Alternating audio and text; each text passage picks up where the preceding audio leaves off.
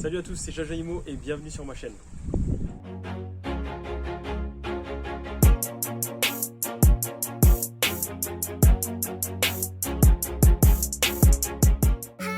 Was it the voice? Was it the fire burning in me? All of the noise turned into choirs of harmony. Left me with the pieces of forever that you broke. But since you left me alone, I've been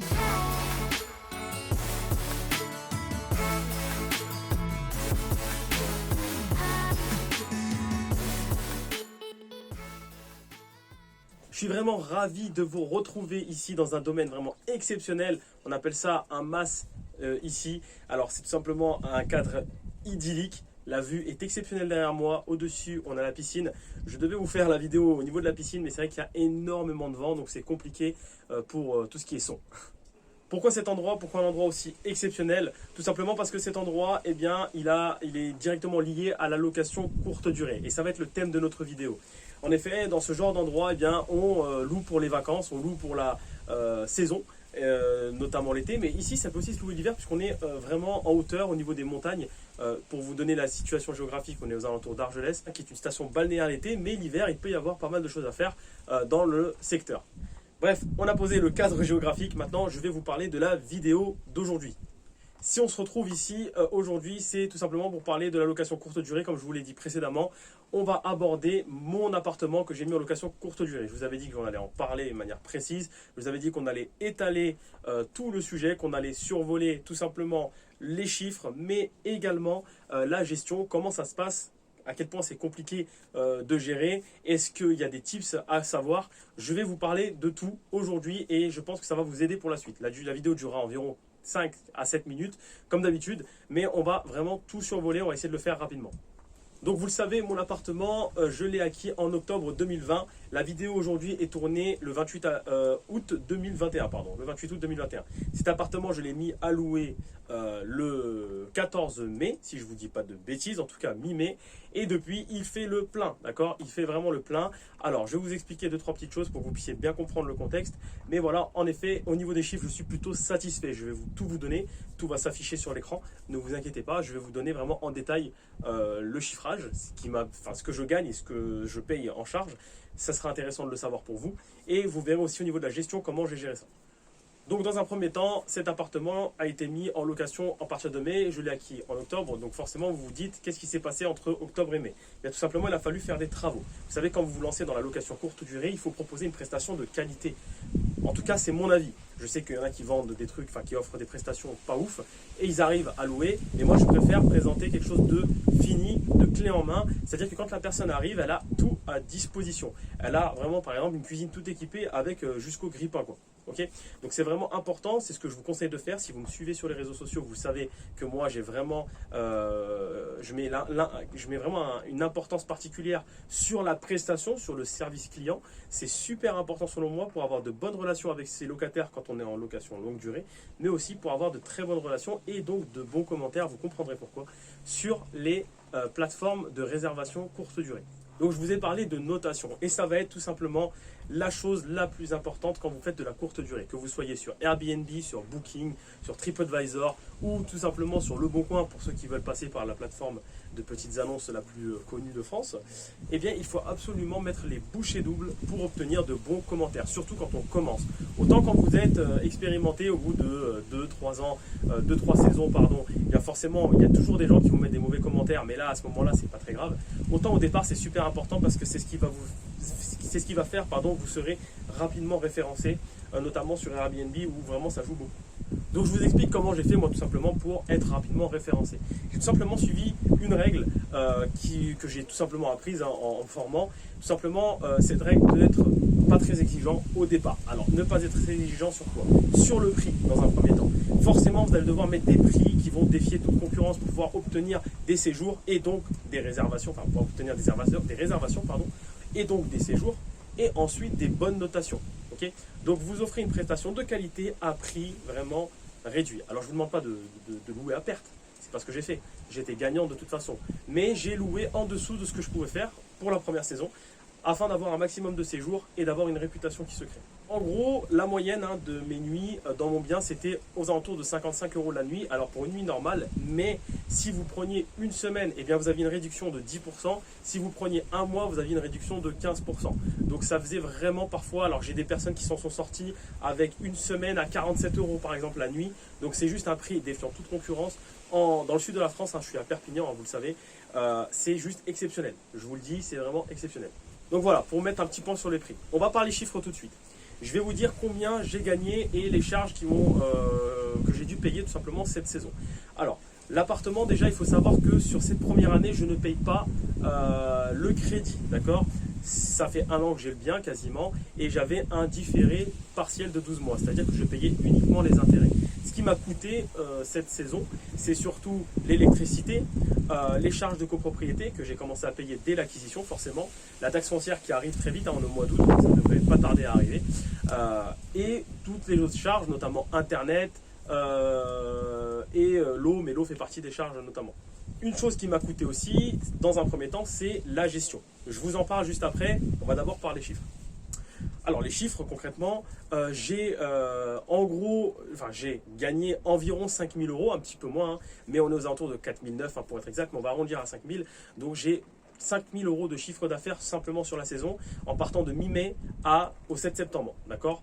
Tout a été loué quasiment. Vous savez que j'ai fait aussi un concours, donc j'ai des personnes qui ont eu 2 nuits qui ont été gratuites, donc je n'avais pas pu louer à ce moment-là. J'ai eu 1 ou 2 nuits qui se chevauchaient entre deux, qui se plaçaient entre 2 séjours, 2 longs séjours. Donc forcément les personnes ne louaient pas à ce moment-là.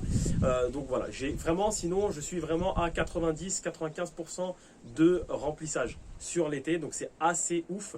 Ah si, je vous dis des bêtises. C'est vrai que la deuxième semaine de juin, je n'ai pas eu de locataire.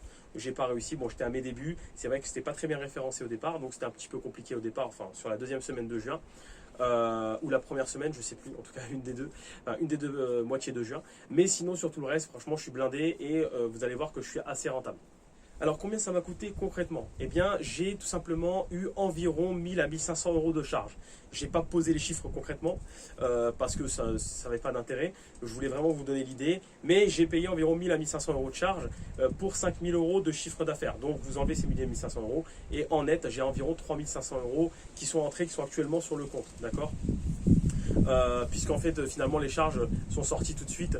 J'ai juste allé le mois d'août, il me reste encore 25 € d'électricité à payer et 16 € d'internet, mais après voilà, c'est tout ce qui me reste à payer. Donc au final on est vraiment pas trop mal, environ 3000 à 3500 € assez larges qui sortent. Donc je suis vraiment très satisfait de cet été. En gros, considérez que j'ai quasiment remboursé, si ce n'est remboursé, le mobilier de l'appartement. J'ai déjà amorti l'immobilier juste sur une saison Airbnb, tout simplement. Donc oui, c'est très très lucratif et pourtant voilà, j'avais des prix, je vous l'ai dit, adaptés au fait que je commence tout simplement, que ce soit ma première saison. Donc forcément, il faut se faire connaître, mais c'est très lucratif. Donc je vous invite vraiment à vous pencher sur le sujet, ça peut être une stratégie très très intéressante. Mais on va y venir, la gestion n'est pas si simple. Alors la gestion, c'est la question que tout le monde se pose. Comment est-ce qu'on gère un Airbnb lorsqu'on n'est pas sur place? Bien, c'est mon cas, vous savez, moi je suis dans le nord de la France la plupart du temps, puisque j'y travaille. Le sud, j'ai ma famille qui y vit, c'est vrai que j'y passe aussi un bon moment dans l'année, mais malheureusement, je n'ai pas pu faire les 3 mois de la saison, puisque j'étais carrément, encore pire, j'étais à 7000 km, puisque j'étais en Guyane pendant 2 mois et demi. Donc si vous voulez, j'ai commencé à louer mi-mai, je suis ensuite parti en Guyane mi-mai, donc mai, juin, juillet, je n'étais pas présent pour la location, donc quasiment 3 mois. Et août, c'est moi qui m'en suis occupé. Alors comment j'ai fait lors des 3 mois, enfin mes 2 mois et demi d'absence? Eh bien, je vais vous expliquer. Vous allez donc comprendre que la gestion, c'est le moment le plus compliqué. D'accord? C'est la chose la plus compliquée à gérer. Pourquoi? Dans un premier temps, je me suis tout simplement rapproché d'une de mes tantes qui a une conciergerie. Donc j'ai décidé de travailler avec elle. Je me suis dit c'est une aubaine, puisque c'est ma tante et elle a ce qu'il faut, exactement ce qu'il faut pour pouvoir gérer un bien. Ça se gère par une conciergerie et attention, parce que les conciergeries peuvent vous prendre très très cher, jusqu'à 20% de votre chiffre d'affaires si vous leur déléguez la gestion complète. Gestion complète, c'est-à-dire gestion des réservations, ménage, remise de clés, donc check-in, check-out, ce qu'on appelle dans le jargon. Mais voilà, en gros c'est remise de clés, état des lieux, etc. Donc moi, c'est ma tante qui a géré. Alors, elle a géré les 3 premiers séjours. Ensuite, si vous voulez, ma tante se trouve à environ 15 minutes. Hein, le siège du bureau de ma tante, enfin le bureau de ma tante, se trouve à environ 15 minutes et, de mon bien, d'accord, dans une commune voisine. Et tous les biens desquels elle s'occupe se trouvent dans la même commune où se situe son bureau. Vous visualisez un petit peu. Donc en fait, là où c'est complexe, c'est que moi, mon bien se situe à côté et il fallait à chaque fois qu'elle vienne à mon bien, ça lui faisait faire un détour, en gros, et il y avait en plus des embouteillages. Donc c'était compliqué. Finalement, elle m'a dit, écoute, je peux pas gérer ça comme ça, je suis tout le temps en retard sur mes rendez-vous, etc. C'est compliqué. Donc elle m'a demandé, elle a essayé de transmettre mon bien à une autre collaboratrice d'une autre entreprise. Finalement, moi, j'ai pas accepté parce que moi, quand j'ai pas confiance, j'ai du mal à déléguer. J'ai donc décidé de récupérer la gestion et j'ai demandé à ma mère de le gérer. Donc ma mère a été géniale puisqu'elle a géré mon bien alors qu'elle a aucune expérience dans ce domaine-là. Mais elle a tout simplement géré. Alors la gestion, je vous l'ai dit, hein, elle devait arriver, donner les clés au client tout simplement. Ensuite, vous aviez l'état des lieux d'entrée, hein, forcément, l'état des lieux de sortie, la récupération des clés et le ménage. D'accord ? Le ménage qui est forcément le plus contraignant, le ménage que je facturais sur mes prestations. Je vous l'ai dit, c'est ma mère qui a géré en gros juin-juillet. Hein, c'est vraiment elle qui a géré. Elle a très bien géré la chose. Voilà, ce qui est super important, vraiment, quand vous prenez quelqu'un de confiance pour gérer vos biens, faites vraiment très attention à ce que ce soit quelqu'un qui ait un bon relationnel. Parce que vraiment, la relation avec le client, c'est ce qui va pouvoir vraiment changer un séjour. Je vous donne un exemple, le séjour s'est pas très bien passé parce que voilà, il y a eu des soucis dans votre bien, du matériel qui n'a pas fonctionné, notamment l'électroménager. Et bien si vous venez avec le sourire, que vous avez toujours la joie de vivre, que vous avez vraiment un sourire communicatif, que voilà, vous êtes quelqu'un de vraiment empathique, et bien forcément derrière, ça va jouer sur le commentaire que vous aurez à la fin. Alors, il ne faut pas faire ça uniquement pour le commentaire, c'est aussi de la relation humaine. Il faut savoir aussi entendre quand quelqu'un se plaint, essayer d'avoir, voilà, comme je vous dis, un peu d'empathie. Et voilà, il faut toujours avoir ce bon relationnel avec les gens, c'est super important. Voilà pour la gestion, vous avez vu, ça s'est plutôt bien goupillé. Alors ma tante, elle me facturait quand même, je vous le dis, elle me facturait une 30aine d'euros par prestation, donc c'est vraiment pas cher par rapport à ce qui se fait sur le marché. En général, c'est minimum 45 euros pour un check-in, check-out. Donc voilà, ma mère, forcément, ma mère me faisait ça de bon cœur, donc je la remercie bien sûr. Mais moi, je facturais le ménage, évidemment. Pourquoi ? Parce que c'est quand même du temps. Derrière, au mois d'août, c'est moi qui ai récupéré la gestion. Tout simplement, je m'en suis occupé moi-même. Donc j'ai géré ça s'est très bien passé, heureusement. Je vais vous expliquer, il y a quand même eu des bémols dans cette saison, évidemment. On va en parler juste après. Allez, on en vient. On rentre dans les choses sérieuses. On rentre dans les choses sérieuses. Les choses sérieuses, ce sont les bémols, vraiment les problèmes que j'ai rencontrés dans ce Airbnb, dans cette location courte durée cette saison. Alors, je vous parle souvent d'Airbnb. C'est vrai que je ne vous ai pas dit, je vais vous le dire tout de suite. C'est vrai que mon bien c'est essentiellement loué via Airbnb. J'ai eu un séjour booking au mois de juillet d'une semaine qui s'est très bien passé. Mais sinon, ça a été essentiellement du Airbnb. Pourquoi ? Parce que j'ai eu un souci technique avec Booking. Je les ai contactés. On n'a pas réglé la situation, donc tout simplement je n'utilise plus Booking pour le moment. J'essaierai de le réutiliser, mais je trouve vraiment scandaleux le service après-vente de Booking qui est tout simplement pas présent pour les clients. Donc voilà, je vous le dis, c'est vrai que au moins vous le savez, Booking c'est une plateforme on est beaucoup plus sur de l'usine et il n'y a pas vraiment de service après-vente, donc je ne suis pas fan. Airbnb, ça s'est beaucoup mieux passé. À chaque fois que j'ai eu un souci, j'ai pu les contacter. J'ai eu un interlocuteur assez rapidement. Je n'ai aucun intérêt de vous dire ça, mais vraiment je suis plus intéressé par Airbnb, même si en effet Airbnb prend énormément de commissions. Voilà, parfois ça arrive à 10%, c'est quasi 10%, donc c'est assez énorme, mais on a un service de qualité, donc ça les vaut je pense. Allez, les bémols maintenant. Les bémols. Alors le vrai bémol que j'ai sur ce bien, vous le savez, si vous ne le savez pas, je vous invite à regarder ma vidéo concernant mon premier bien, où je vous fais la visite de ce bien et je vous explique un petit peu comment ça s'est passé. Le souci que j'ai avec ce bien, c'est la copropriété.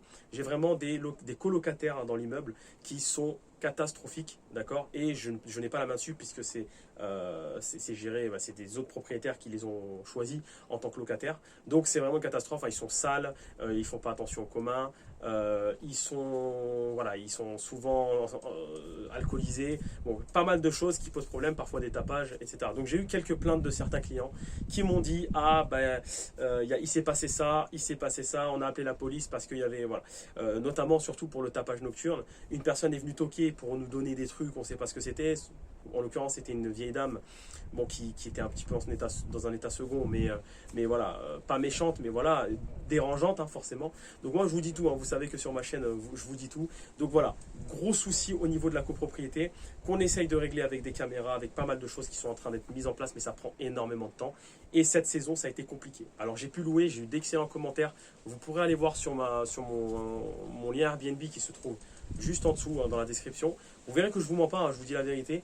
J'ai eu d'excellents commentaires parce que voilà, j'ai offert un excellent service, une prestation de qualité dans un bien exceptionnel. Parce que j'ai vraiment tout refait, c'est vraiment pas mal. Maintenant, il y a des bémols et il faut le dire. Deuxième bémol, on en parle, c'est un souci aussi que j'ai rencontré. J'ai eu des plaintes aussi de mes clients, donc c'est normal, hein, ils me l'ont dit. Il fait très très chaud dans mon appart. Alors, j'ai un souci avec la copropriété, pareil, toujours les mêmes, vous me direz. On n'a pas le droit d'installer de clim extérieure. Vous savez, les clims qui passent avec un tuyau, vous avez la grosse clim accrochée au mur et à l'extérieur, vous avez le ventilateur. En gros, c'est ça. Eh bien, je n'ai pas le droit d'installer ça dans ma copropriété, c'est interdit. Donc, je vais essayer de négocier ça pour la saison prochaine, mais c'est vrai que c'est compliqué. Donc, j'ai essayé tant bien que mal de trouver des ventilateurs, des clims mobiles, voilà, des systèmes. Ça a été compliqué cette saison, j'ai pas réussi à trouver mon bonheur. Là, ces derniers... hier, pas plus tard qu'hier, hein, on est le 28 août aujourd'hui, donc hier, j'ai mes derniers locataires hein, qui sont des amis, qui m'ont dit il fait vraiment trop chaud, il faut trouver une solution. Donc j'ai essayé d'aller leur trouver une clim mobile. Alors, c'est vrai que la clim que je leur avais installée avant ne fonctionnait pas très bien, donc j'en ai pris une nouvelle. Vous excuserez le vent, c'est vrai qu'il y a du vent. Je leur ai pris une nouvelle clim tout simplement. Et il semblerait qu'elle fonctionne mieux. Donc on verra. Je vous en donnerai des nouvelles. Je vous en dirai des nouvelles, pardon. Toujours est-il que les clims avec les gros tuyaux, les clims mobiles avec les gros tuyaux, c'est pas très efficace, mais bon, c'est ce qu'on peut faire quand on n'a pas le droit, quand on est dans des. Souvent, vous avez ce problème-là quand vous êtes en centre-ville, dans un ancien village, tout simplement. Eh bien, vous avez ces problèmes au niveau de l'architecture. Vous n'avez pas le droit de mettre des choses sur les façades, notamment les clims. Donc, pour conclure cette vidéo qui est déjà trop longue, je pense. Non, pour conclure sérieusement cette vidéo, tout simplement, eh bien, je suis assez satisfait de ma première saison Airbnb. Alors souvent, il y en a qui me disent, voilà, oui, la courte durée, c'est compliqué, la gestion, machin. Alors oui, c'est vrai que c'est compliqué, c'est chronophage, mais c'est très intéressant. Déjà, c'est très formateur puisque vous touchez à tout. Vous devez gérer, vous devez avoir un bon relationnel, vous devez aussi savoir faire un ménage correct. On a eu le Covid, donc il y a aussi des désinfections importantes à réaliser. Donc c'est très formateur là-dedans parce que vous devez toucher à tout, vous devez vous organiser. C'est vraiment sympathique à faire. C'est vraiment quelque chose de valorisant. Alors vous allez me dire, le ménage, c'est pas valorisant. Vous le faites pour vous, vous le faites pour vos clients. Croyez-moi, vous êtes content quand vous rendez votre appartement propre. Ensuite, vous avez souvent ces croyances limitantes qui disent, voilà, le Airbnb, on va te saccager l'appartement, etc. Bon, moi, je vais vous donner le bilan de ce qui a été cassé ou pas. J'ai eu une casse d'une carafe d'eau. D'accord? C'est du consommable, je m'en tape. J'ai eu la casse d'un lit récemment, là, c'est mes derniers locataires qui m'ont cassé le lit, ils me l'ont réparé et forcément, voilà, on va voir si ça tient. Si ça tient pas, bah, ils devront me rembourser le lit, logique. Mais ça s'est fait vraiment naturellement, il n'y a pas eu de problème. Ils ont cassé, ils réparent, il n'y a pas de problème. Sinon, à part ça, vraiment rien du tout. Rien du tout. L'appartement, il est nickel, il est comme au départ. Alors oui, il y a de l'usure, par exemple, la plaque vitrocéramique, bah, elle finit par s'user, il y a du passage, certes, mais c'est comme ça. Ne pensez pas que vous allez acheter un bien et qu'il va rester nickel pendant 30 ans. Il va falloir faire des travaux continuellement, il va falloir entretenir, et tant mieux, ça vous fait des charges pour déduire des impôts. Je vais finir cette vidéo avec des chiffres, c'est vrai que j'adore ça, et en immobilier, seuls les chiffres comptent, en business, seuls les chiffres comptent. Il n'y a pas de sentiment dans le business, comme j'aime à dire. Eh bien, tout simplement, grâce au Airbnb, ma rentabilité annuelle passe de 9% à 12,5% brut, d'accord? En net, du coup, on tombe à 10,5%. Sachez que c'est très intéressant, c'est très rentable, surtout dans le secteur où je me situe. C'est très intéressant. Je vous donne le chiffre ultime, celui qui va parler à tout le monde. Combien je me génère tous les mois grâce à ce type de stratégie, c'est-à-dire location courte durée l'été, location étudiante à l'année. Oui, parce que je ne vous l'ai pas dit, mais au 7 septembre, j'ai une étudiante qui rentre dans mon bien. Donc, il va y avoir une continuité. Elle va rester 9 mois et puis ensuite on repassera en location courte durée.